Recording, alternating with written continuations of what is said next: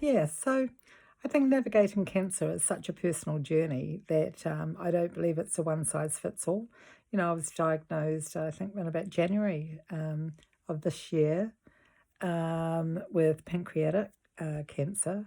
And they kind of gave me 6 to 9 months to live, and I thought, nah, with chemo, they'll push it out to 12 months, and that was never going to be a route I was going to take. So I'm not taking that route, and I've chosen to do things in another way. But, in all due respect, we all know people that have got cancer, and everyone's just doing it the best way that they know how, and with what resources that they believe resonates with them. And that really is key. I feel you've got to do with what resonates with you. And, it makes sense to me. And after, a lot of my research into, which protocols I was going to do and what that looked like and how I'm going to do it.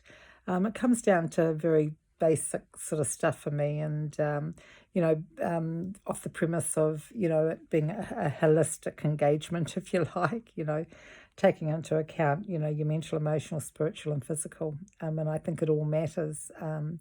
On this journey, and it's not a linear thing. It's quite transformational. What we put into our mouths, what we eat, very important, and I'm opting for a plant-based diet, which does include juicing. But in the main, the diet that I'm choosing to partake in is really also in support of a homeopathic protocol that I've decided um, to utilize. And I am inside a virtual hospital. My doctor is, in fact, in Canada. Well, actually, in the States, but he moves around. He's got a virtual hospital. He's in every country around the world, actually, and he's a biologist. And yeah, and I choose to take the protocol that has been tried and true on the cutting edge of cancer research. They've been around for 30 years. And essentially, I suppose I'm still part of the trialing, but they're certainly coming to an end of that now with a massive success. And, and I think basically the premise is that, it is a metabolic issue.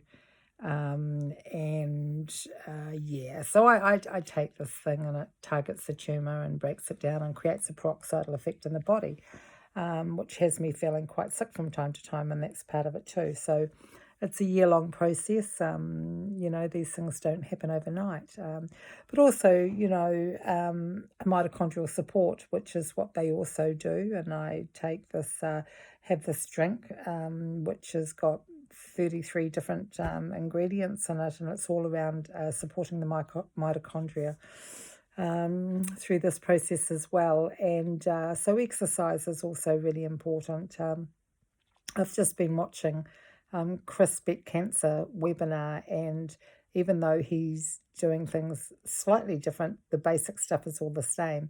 What you eat, what you put into your mouth, exercise.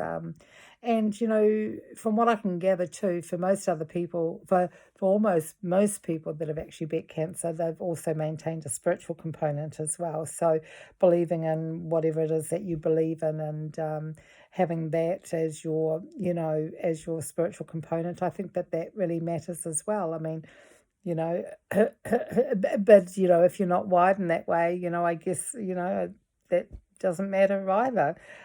So as I say, not a one size fits all. So I guess my journey really started last December, when I ended up being really yellow and looking like a highlighter pen, and ended up in hospital.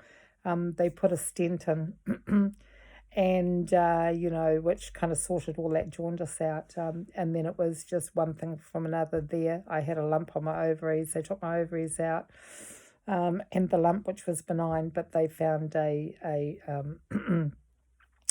so a tumor in my pancreas, and hence, and this has been my journey to date. So January really, that whole process started. I started on the protocol in February, March, April, May. So really, I'm only 3 months into it, over a projected year-long thing.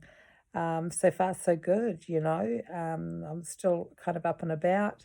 have my moments of feeling sick. And, when that happens, I listen to my body and I just stay in bed pretty much and rest my body. I listen to my body and that's what I do. But pretty much, I'm definitely in good spirits about it. And I think attitude is everything. And just keeping vibrations high, and being inside of knowingness.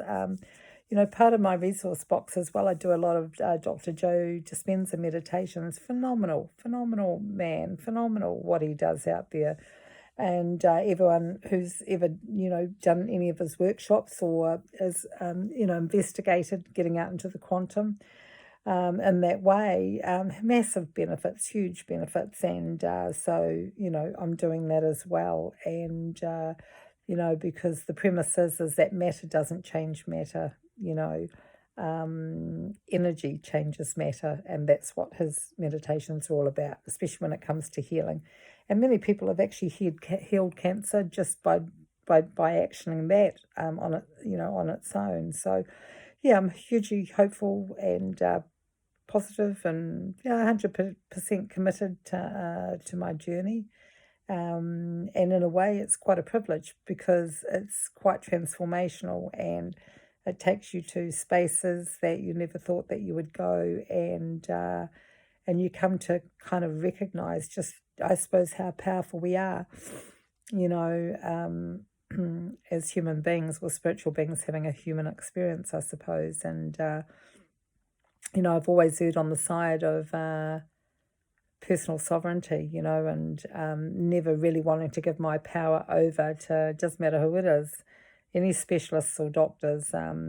There's got to be some sort of a consultation with my own kind of inner barometer before I agree to anything. And so, chemo and radiation was never going to be the pathway for me. However, it is for a lot of people, and I have respect for that. And that's okay too, but that's not the way I'm doing it. And so this is just, a bit of a dibs up on where I'm at. And let's just see where the journey takes me. Yeah, all good. Have a good day.